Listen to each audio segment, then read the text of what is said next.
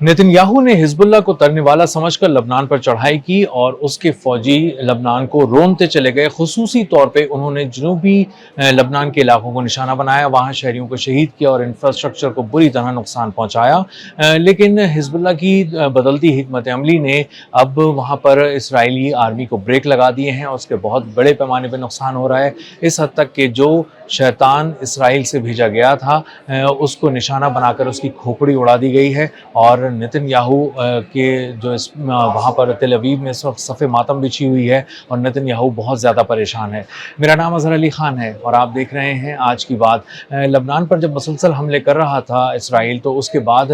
Hezbollah ने उसको रोकने की बहुत कोशिशें की, लेकिन कोई बहुत मौसर और बहुत बड़ी कामयाबी उसमें हासिल नहीं हो पा रही थी। इसके बाद हिजबुल्लाह की क़यादत बैठी, सर जोड़ कर बैठी, उसके कमांडर्स बैठे और उन्होंने ये फ़ैसला किया कि हमें एक अपनी पॉलिसी को चेंज करना चाहिए, अपनी हिकमत अमली को चेंज करना चाहिए और उसके बाद हमें इसराइल को किसी नए ज़ाविये से पकड़ना और जकड़ना चाहिए।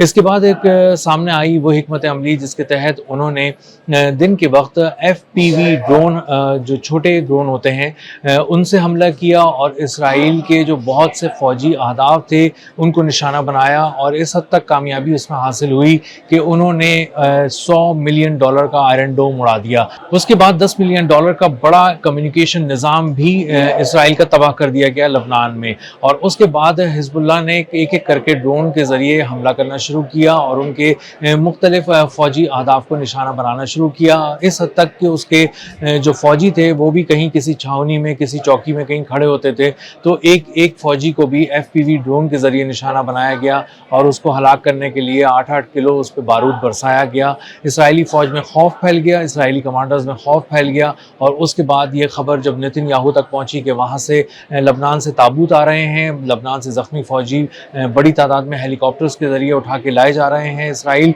तो उसके बाद उसने कर्नल मायर को कहा, जो इसराइल का एक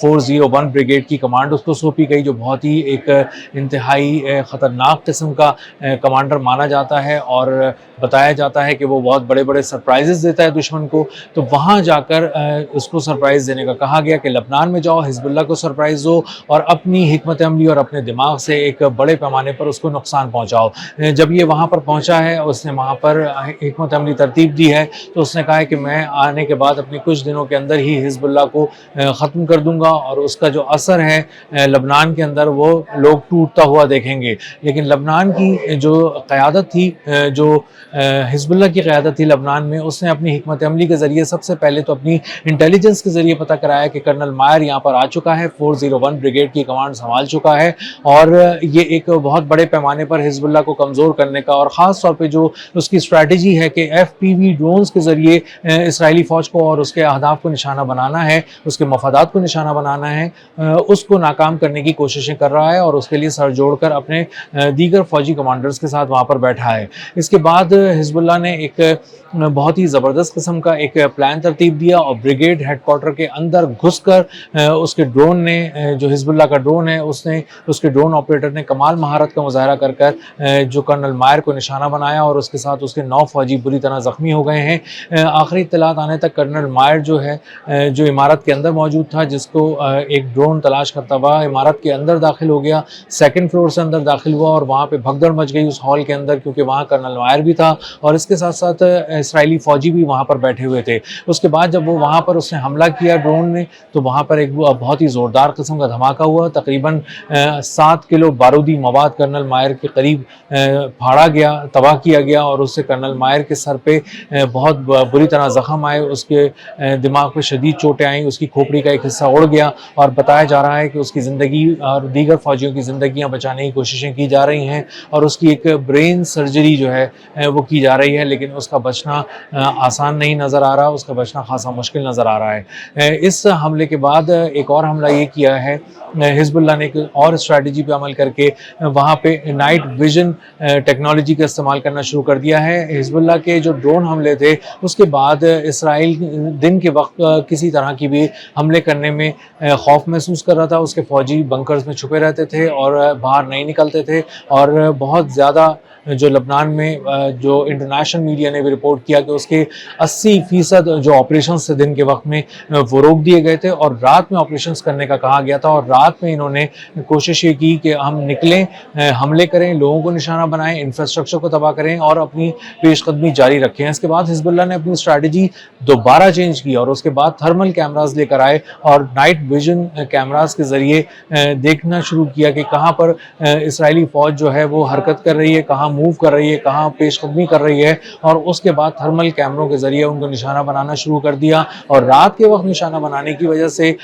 جو اسرائیلی فوجی ہیں جو دن کے وقت نکلنے سے ڈرتے تھے, رات میں بھی خوف کا شکار ہو گئے اور ان کو اندازہ ہوا کہ ہمارے لیے رات کو بھی نکلنا اب بالکل محفوظ نہیں رہا. اور بہت ہی ایک غیر معمولی قسم کی اسٹریٹجی ہے جس پر اسرائیلی فوج کے خلاف حزب اللہ جس پر عمل کر رہا ہے. اور اس کے بعد اس حد تک یہ افیکٹو ہوا کہ رات کے آپریشنز بھی رک گئے ہیں. تو اب مجموعی طور پہ صورتحال یہ ہو گئی ہے کہ لبنان میں اسرائیلی فوج کے جو آپریشنز تھے وہ دن اور رات دونوں اوقات میں تقریباً 80% تک روک دیے گئے ہیں, ختم ہو گئے ہیں. اور اس کے بعد اب اسرائیلی فوجی, یہودی فوجی اپنی جان بچا کر لبنان میں بیٹھے ہیں اور ان کو اندازہ ہو رہا ہے کہ ایک ایک ڈرون آ کر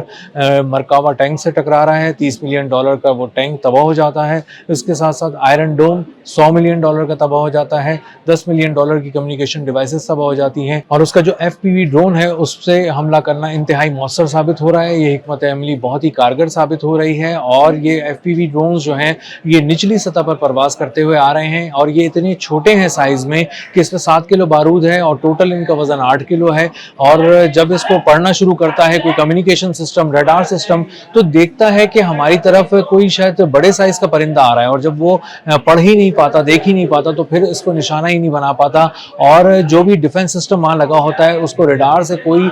کسی قسم کی ہدایات ہی نہیں ملتی کہ اس کو تباہ کرنا ہے. جب ہدایات ہی نہیں ملتی اور وہ جب ملٹی لیئر ڈیفنس سسٹم اس کو دیکھتا ہے تو وہ ریئیکٹ نہیں کرتا, کوئی میزائل فائر نہیں کرتا. اور اسی وجہ سے یہ FPV ڈرون بہت ہی قریب آ جاتا ہے اور آ کر بالکل اپنے ہدف کو نشانہ بنا کر تباہ کر دیتا ہے. اسی کے ساتھ ساتھ یہ دیکھا گیا ہے کہ یہ بہت ہی جدید ٹیکنالوجی کا حامل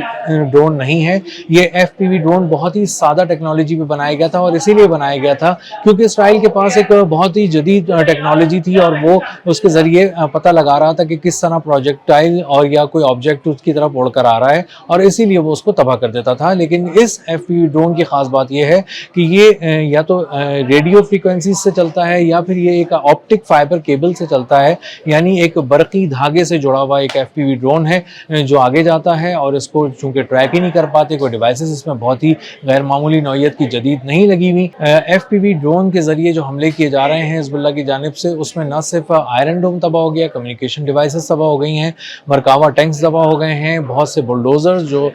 وادیوں کو روند رہے تھے, بہت سارے شہروں کو روند رہے تھے, وہ تباہ کر دیے گئے ہیں. اور ایک ایک فوجی کے پیچھے ایک ایک ڈرون لگا دیا گیا ہے. اور اب اسرائیلی فوجیوں کا عالم یہ ہے کہ وہ دن ہو یا رات اس وقت آسمان کی طرف ہی دیکھتے رہتے ہیں, محسوس کرنے کی کوشش کرتے ہیں کہ شاید کوئی چھوٹا سا ڈرون انہیں دیکھ رہا ہے اور صحیح موقع کا انتظار کر رہا ہے. اور جس طرح اس کو موقع ملے گا, جیسے ہی اس کو کوئی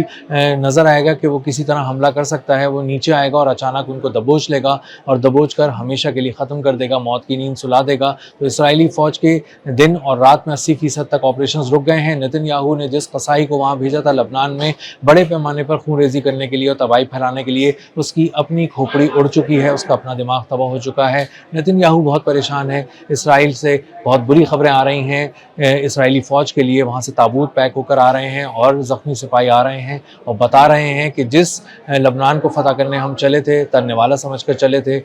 وہ وہاں ہمارے لیے آگ اور خون کی ہولی تیار ہے اور وہاں ہمارے لیے زمین بہت ہی گرم ہو چکی ہے. اب تک کے لیے اتنا ہی, ملتے ہیں اگلی ولاگ میں کسی نئی خبر, نئے تجزیے اور نئے زاویے کے ساتھ.